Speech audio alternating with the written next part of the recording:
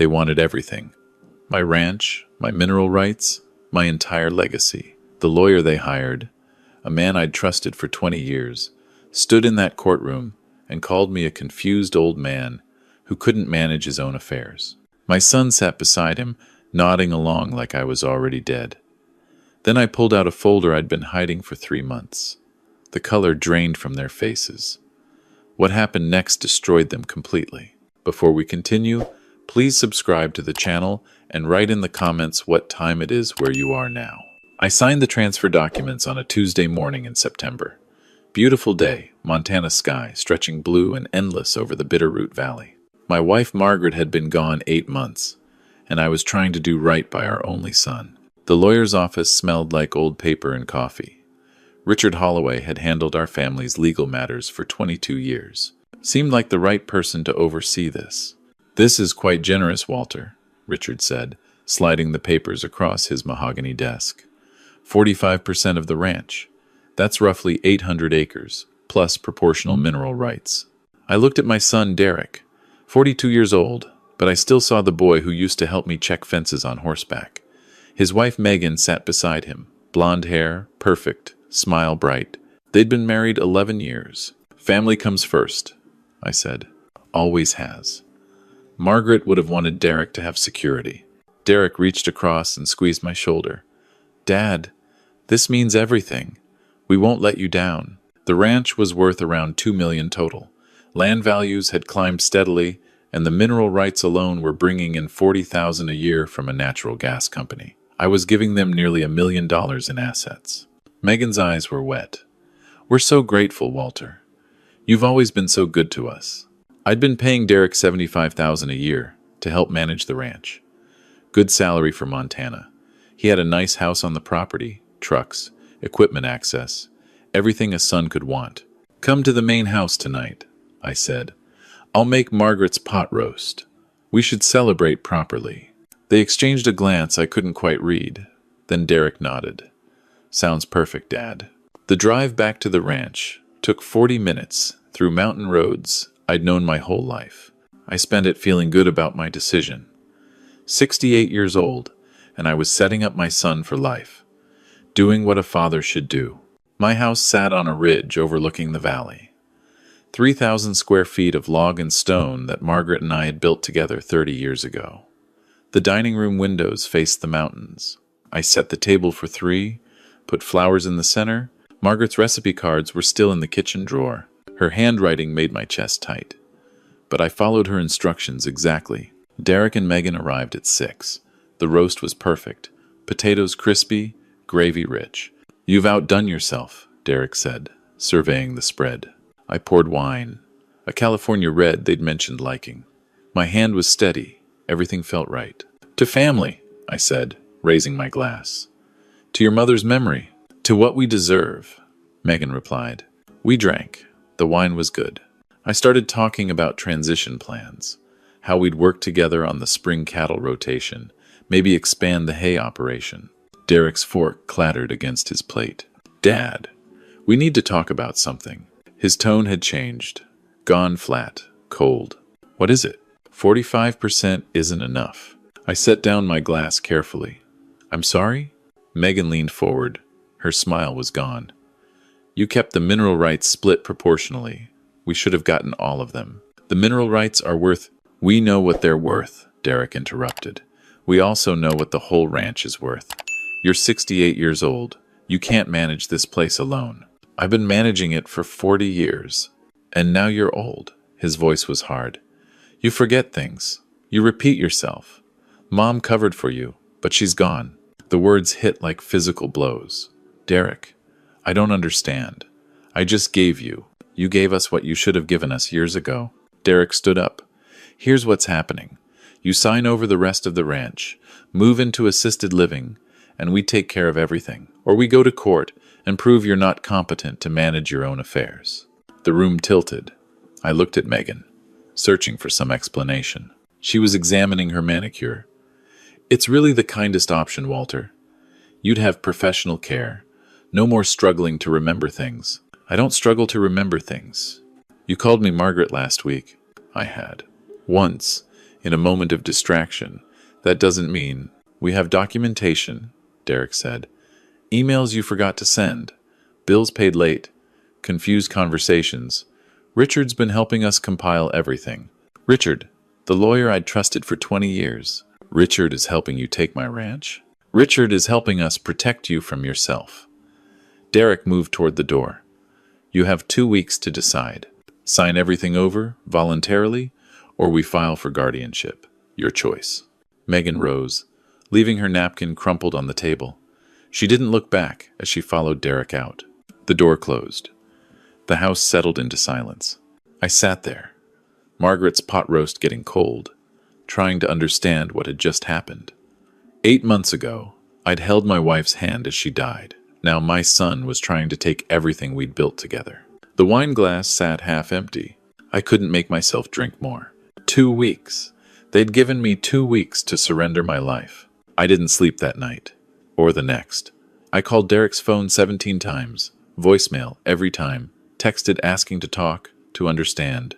No response. On the 3rd day, I drove to Richard Holloway's office. His secretary said he wasn't available. I waited 4 hours in the lobby until he finally emerged. Walter. His expression was carefully neutral. I can't discuss ongoing legal matters with you. Ongoing legal matters? You're my lawyer. I was your lawyer. Given the situation, I've had to recuse myself from representing you personally. The situation you created. The situation that exists, he adjusted his tie. I'd recommend you find independent counsel. Quickly. He walked back into his office. The door closed with a soft click that sounded like a cell locking. The papers came a week later. Petition for emergency guardianship. Allegations of cognitive decline, financial mismanagement, self-neglect. My son's signature at the bottom, witnessed by the lawyer I'd trusted with my family's future. I spread the documents across my kitchen table and read every word. The language was clinical, devastating. They'd cited the time I'd forgotten a dentist appointment, the electric bill I'd paid 3 days late, a conversation where I'd apparently repeated the same story twice. Normal things everyone does, weaponized into evidence of incompetence. The court date was set for 3 weeks out. Judge Thomas Whitfield presiding. Emergency petition, expedited timeline. I needed a lawyer, a real one. Helena had plenty of attorneys. I called 7 firms. 2 were conflicted out because Richard had already contacted them. 3 said guardianship cases weren't their specialty. 1 was too expensive. The 7th referred me to someone in Missoula. Catherine Webb, specialty, elder law and guardianship defense. 30 years of experience. Her office was small but organized. Degrees from Montana State and Georgetown on the wall. She was about 60, silver hair, sharp eyes that missed nothing. Tell me everything, she said, pouring coffee from a French press. I did. The gift, the dinner, the betrayal, Richard's involvement, the guardianship petition. She listened without interrupting. When I finished, she pulled up the court filing on her computer. Judge Whitfield, she said quietly. That's interesting. Why? He and Richard Holloway golf together every Thursday. Have for 15 years.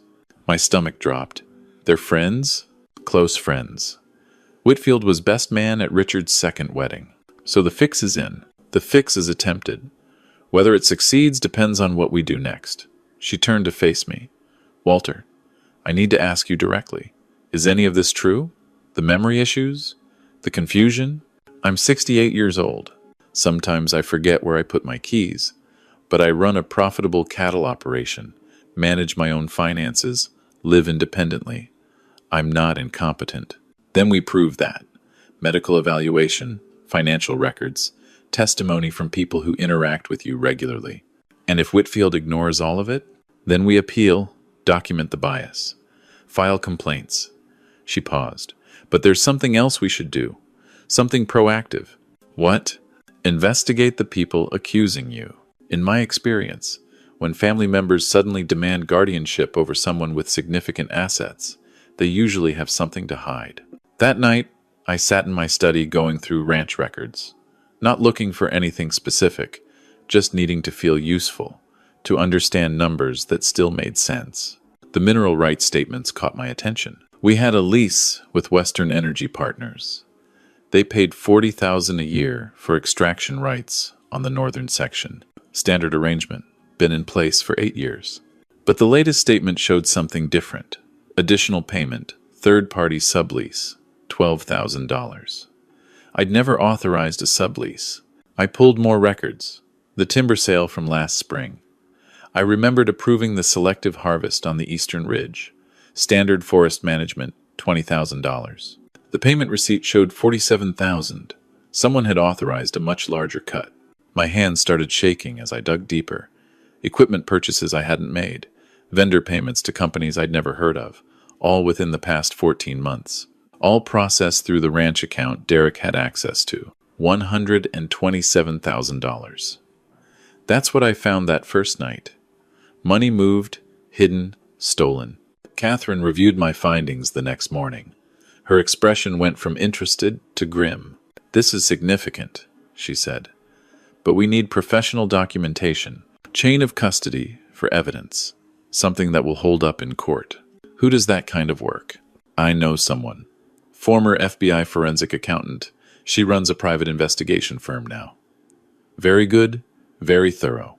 Rachel Torres arrived at my ranch 3 days later. Mid-40s, all business, laptop bag over her shoulder, and a notepad already in hand. "Show me everything," she said. I gave her access to every financial record I had. Ranch accounts, personal accounts, tax returns, contracts. She worked in my study for 2 days, barely stopping to eat. On the third day, she called Catherine and me together. "It's worse than you thought." Rachel spread printouts across my dining table. Over the past 18 months, approximately $340,000 has been misappropriated from ranch operations. The number hit me like a physical blow. 340,000? Unauthorized timber sales. Equipment purchases that never arrived at the ranch. Fuel charges for vehicles that don't exist. And the big one, she pointed to a highlighted section. They've been selling mineral rights options to a development company. Taking payments in a side account under Derek's name. Selling my mineral rights? Options to buy. If this goes through, they'd have the right to purchase your remaining mineral rights for about 20 cents on the dollar once the guardianship is in place. I sat down heavily. They've been planning this for at least 18 months. This wasn't spontaneous greed after your gift. This was a long-term operation. Catherine studied the documents. This changes everything. They're not concerned parents worried about an aging father. They're criminals covering their tracks. "There's more," Rachel said. "The development company buying the mineral options. Ridgeline Resources, LLC. I traced the beneficial ownership. Guess who holds 15%? Richard Holloway," I said. "Richard Holloway. He stands to make approximately $200,000 when the mineral rights sale closes. My lawyer of 20 years. My son's partner in crime. Can we prove all this in court?" I asked. "Every dollar, every transaction, every connection." Rachel's voice was hard. "I've documented everything, but you need to understand this level of fraud. It's criminal. We're not just talking about winning a guardianship case. We're talking about potential federal charges for the people who did this." I looked out the window at the ranch my father had started, that I'd built, that Margaret and I had poured our lives into. My son was trying to steal it, had been stealing it for over a year while smiling at holiday dinners and accepting my generosity. "File everything," I said. "Whatever it takes." The weeks before the hearing were intense. Catherine worked on legal strategy. Rachel continued documenting financial crimes. I underwent a full medical evaluation from a geriatric specialist in Helena, passed with flying colors. Cognitive function, normal for my age. We also found allies I didn't expect. Jim Harwood had worked my ranch for 31 years. Foreman, friend, the closest thing to family I had left. When I told him what was happening, his weathered face went hard. "I knew something was wrong," he said. "Last summer, Derek had crews cutting timber on the West Ridge. Told me you'd approved it, but you never mentioned it, and when I asked, he got angry. Said I should mind my own business. Would you testify to that?" "I'll testify to anything that stops him from taking this place." The court date arrived. October morning, first frost on the ground.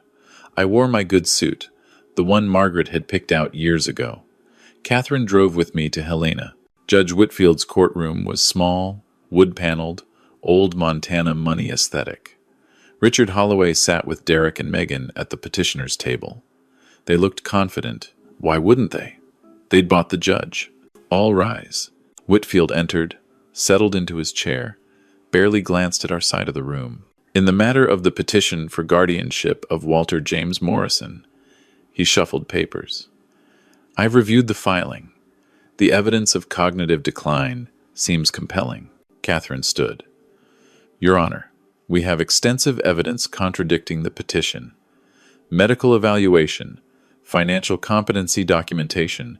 I've seen your response, Counselor. Whitfield's tone was dismissive. Memory issues don't always show up in formal testing. Perhaps. But criminal fraud does show up in financial records. The room went quiet. Whitfield's eyes narrowed. Excuse me? Your Honor, we have documented evidence that the petitioners have embezzled approximately $340,000 from the ranch they're claiming Mr. Morrison can't manage. We're prepared to present this evidence and request immediate investigation. Richard Holloway was on his feet. Your Honor, this is outrageous. They're trying to deflect from the genuine concerns about Mr. Morrison's competency. Genuine concerns? I couldn't stay silent anymore. You've been stealing from me for 18 months, Richard. You and my son and his wife. I have records of every transaction. Whitfield's gavel came down. Mr. Morrison, you will not address counsel directly. Then let my lawyers show you what they did. Catherine handed a thick folder to the bailiff. Your Honor, this contains forensic accounting analysis documenting systematic fraud against Mr. Morrison, unauthorized timber sales, phantom equipment purchases, and most significantly, secret negotiations to sell mineral rights to a company in which Richard Holloway holds ownership interest. I watched Whitfield's face as he flipped through the pages. The confidence drained away. This wasn't information he could ignore or dismiss. It was detailed, documented, damning. Richard tried to speak. Your Honor, these allegations are backed by bank records, corporate filings, and signed contracts. Catherine interrupted. Mr. Holloway stands to profit personally from the guardianship he's helping to obtain. That's not just conflict of interest. That's criminal conspiracy. Whitfield set down the folder. His friendship with Richard was visibly warring with his self-preservation instinct. If he ruled in their favor now, with this evidence on record, his career would be destroyed. This court will take a 2-hour recess. His voice was strained. Counsel will meet in chambers. During the recess, I sat in the hallway with Catherine. Derek walked past without meeting my eyes. Richard was on his phone, speaking urgently to someone. What happens now? I asked. Whitfield's calculating his options. He can't rule in their favor without looking corrupt. But dismissing the case means admitting his friend defrauded you. So he's probably going to recuse himself. Pass this to another judge. Try to distance himself from the explosion. That's exactly what happened. When we reconvened, Whitfield announced he was removing himself from the case due to newly presented information requiring independent review. The guardianship petition was transferred to Judge Eleanor Vasquez in Missoula. Richard approached me in the parking lot afterward. His face was pale, desperate. Walter, we should talk. This has gotten out of hand. Out of hand? I stared at him. You've been stealing from me for 18 months. You conspired with my son to take everything I have. It wasn't supposed to go this far. Derek said you were declining, that the money was going to waste. He said you'd want him to have it eventually anyway.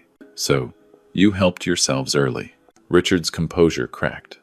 I made a mistake. We can work something out.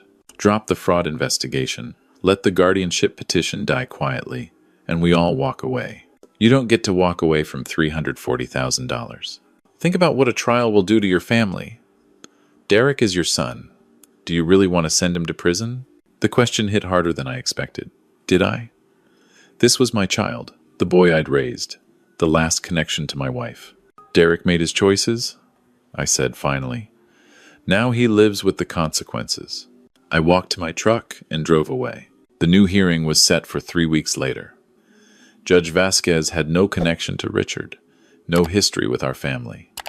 Catherine said she was known for thorough, fair rulings. During those 3 weeks, the walls closed in on Derek and Megan. Rachel had filed her findings with the state attorney general. Federal investigators opened inquiry into the mineral rights scheme. The IRS was asking questions about unreported income. Derek called me for the first time since the dinner. "Dad?" His voice sounded broken. Megan left. She took everything she could carry and went back to her parents in California. I didn't respond. I know I messed up. I know I can't fix it. But she was the one pushing for all of this. The guardianship was her idea. Selling the mineral rights was her idea. Did she forge your signature on the contracts, Derek? Silence. Did she make the unauthorized timber sales, process the fake equipment purchases, sign the guardianship petition? No. Barely a whisper. I did those things. But she didn't make you steal from your father. She didn't make you try to take my ranch. You chose that. You chose greed over family. I'm sorry, Dad. I'm so sorry. I thought about Margaret, about the dreams we'd had for our son, about the man he'd become versus the man we'd hoped he'd be. I'm sorry too, I said. But sorry doesn't undo what you did. I hung up. The final hearing took place on a cold November morning. Judge Vasquez had reviewed everything. The original petition, Catherine's response, Rachel's forensic analysis, the medical evaluation, the developing criminal investigation. Derek appeared alone. No lawyer, no wife, no confidence. He looked like he hadn't slept in weeks. I've examined all evidence in this matter, Judge Vasquez began. The petition for guardianship is not only unsupported by evidence, but appears to have been filed as part of a coordinated effort to defraud Mr. Morrison. She detailed the findings: unauthorized transactions, conflict of interest, criminal referrals already in progress. The petition is denied, she said. Furthermore, based on evidence of fraud, the original transfer of 45% ownership is hereby voided under Montana law, governing transactions obtained through undue influence and criminal conduct. Full ownership of the Morrison Ranch returns to Walter Morrison. Derek's head dropped. Mr. Derek Morrison, you are ordered to vacate any property belonging to your father within 30 days. You are prohibited from contact with Mr. Morrison, except through legal counsel. Criminal proceedings will continue through appropriate channels. The gavel fell. Outside the courthouse, Jim Harwood was waiting. He'd driven 3 hours to be there. Well, we won. The words felt strange, hollow. Everything comes back. Jim's weathered face broke into a rare smile. Margaret would be proud. I looked up at the Montana sky, gray and heavy with coming snow. Maybe. Or maybe she'd be heartbroken that it came to this. She'd be proud you fought for what was right. Rachel Torres approached with Catherine. Walter, the state attorney general wants to meet with you next week. They're building a case against Richard Holloway. Your cooperation would help. I'll cooperate. This could mean prison time for Richard. Possibly for Derek, too.